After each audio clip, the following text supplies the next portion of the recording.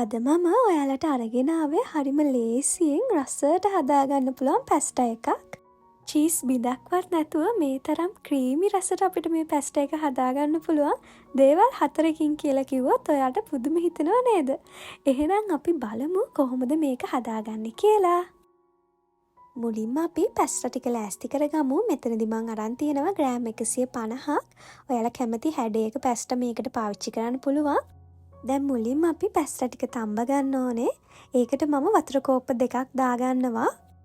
මේ පැස්ටා ටික තම්බ ගනිද්දී ඔයාලා ගන්න පැකට් එකේ තියෙන පිළිවෙලට මේක කරගන්නත් පුළුවන්. වතුර උතුරාගෙන එද්දී අපි පැස්ටා ටික මේකට දාගමු. ඊට පස්සේ අපි මේකට බටර් මේස හැඳි එකක් දාගමු. මේ බටර් දැම්මහම ගොඩක් රසයි. වෙනදාට මම තෙල් දාන්නේ. ඒ වුණාට බටර් දාලා හැදුවා ගොඩක් රසට තිබුණා. ඊට පස්සේ අපි රස අනුව බලලා ලුණු ටිකක් දාගමු. දැන් පේනකින් වහලා අපි මේක විනාඩි 3-4ක් විතර තම්බගමු.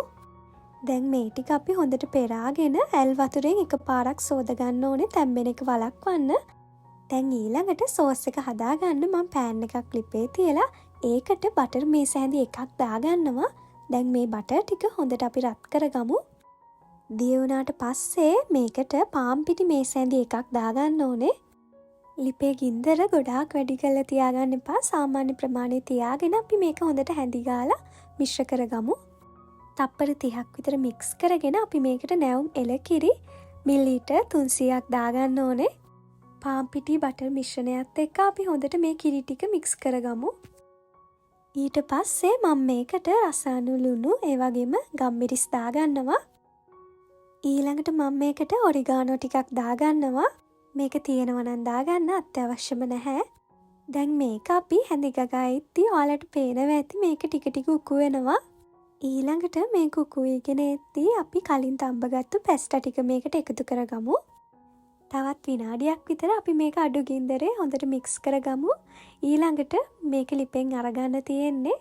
මේක ගොඩාක් උකු වෙනකන් අපි ලිපේ තියාගන්නේ නැහැ. මොකද පැස්ටා එක හදලා ටික වෙලාවකින් ලිප ඔෆ් කරලා තිබ්බට පස්සෙත් මේක නිකම්ම හයි වෙනවා.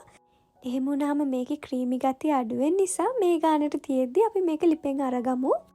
ඇත්තටම හරිම රසයි මේ පැස්ටා එක. චීස් දැම්මේ නැහැ කියලා රසයේ කිසිම වෙනසක් නැහැ. හොඳ ක්‍රීමි ගතියට තියෙනවා.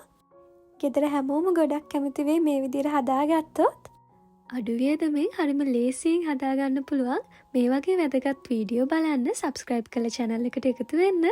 තවත් අලුත් රසවත් වීඩියෝ එකක් අරන් එන්නම්. ඔයාලා හැම කෙනෙකුටම සුබ දවසක්.